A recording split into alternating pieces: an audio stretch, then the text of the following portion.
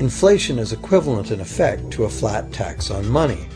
Whether the money goes down in value 20% or the government takes 20% of our money away from us, the effect on our buying power is the same. Viewed this way, inflation in place of taxation might be politically acceptable if well spent and kept within limits. Or government could choose to counter inflation by collecting tax monies that it then takes out of use, thus reducing the money supply and restoring its value. To control deflation, which is the phenomenon of falling wages and prices, the government would simply spend more money into existence.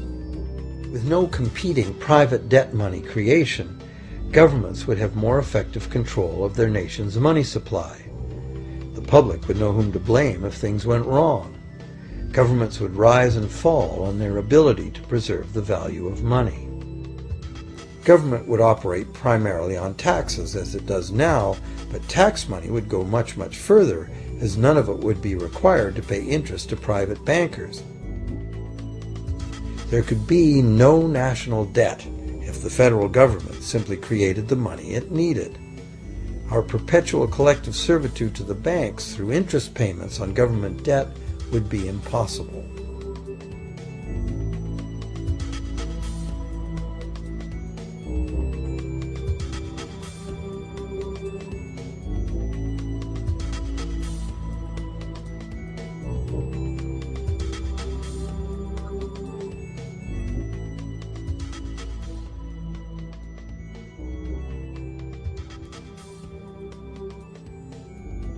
What we have been taught to believe as democracy and freedom has become in reality an ingenious and invisible form of economic dictatorship.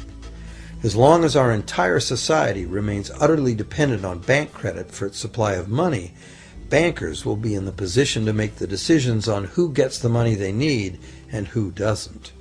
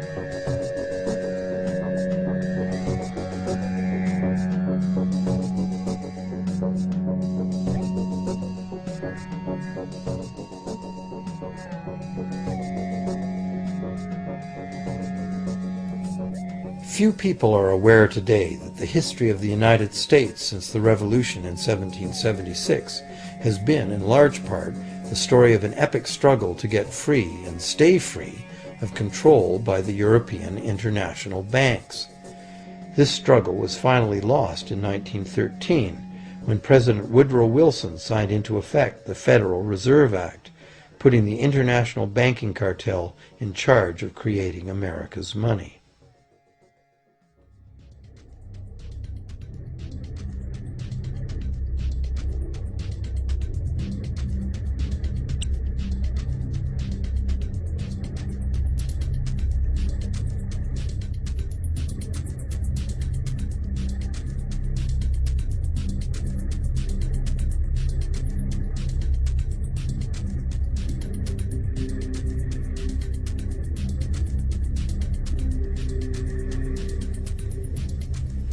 The power of this system is deeply ingrained. So is the educational and media silence on the subject. Years ago, a Canadian Deputy Prime Minister surveyed scores of non-economists, both highly educated professionals and common-sense people on the street, and found that not one of them had an accurate understanding of how money is created. In fact, it's probably safe to say that most people, including the frontline employees of banks, have never given the matter a moment's thought. Have you? The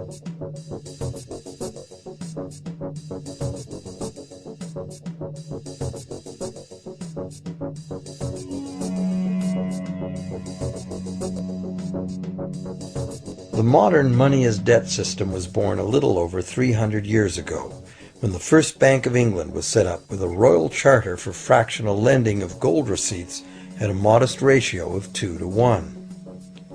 That modest ratio was just the proverbial foot in the door. The system is now worldwide, creates virtually unlimited amounts of money out of thin air, and has almost everyone on the planet chained to a perpetually growing debt that can never be paid off.